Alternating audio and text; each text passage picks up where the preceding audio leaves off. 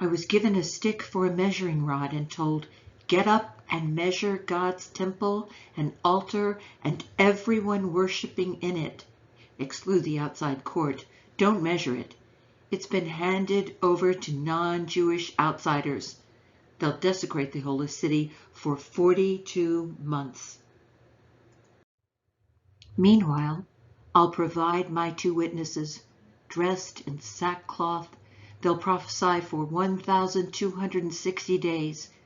These are the 2 olive trees, the 2 lampstands, standing at attention before God on earth. If anyone tries to hurt them, a blast of fire from their mouths will incinerate them, burn them to a crisp, just like that.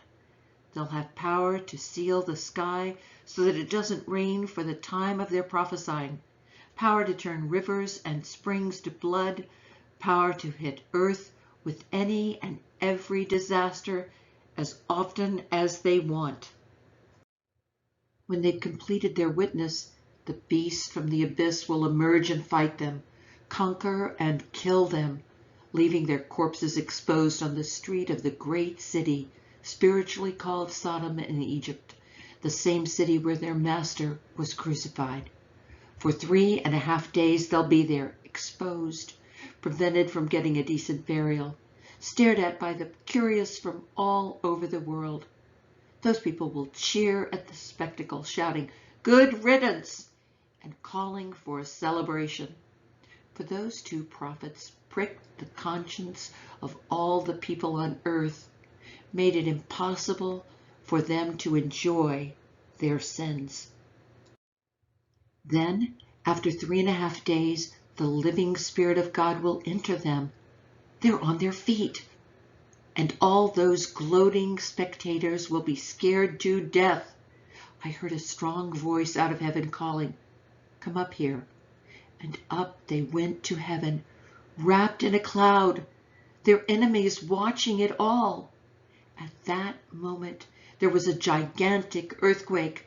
1/10 of the city fell to ruin. 7,000 perished in the earthquake.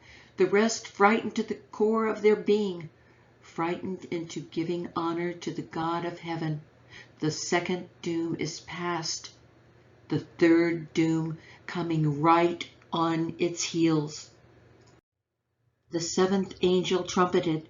A crescendo of voices in heaven sang out, "The kingdom of the world is now the kingdom of our God and his Messiah. He will rule forever and ever."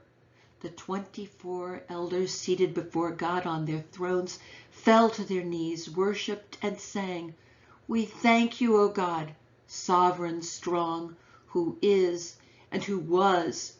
You took your great power and took over, reigned. The angry nations now get a taste of your anger." The time has come to judge the dead, to reward your servants, all prophets and saints, reward small and great who fear your name, and destroy the destroyers of earth.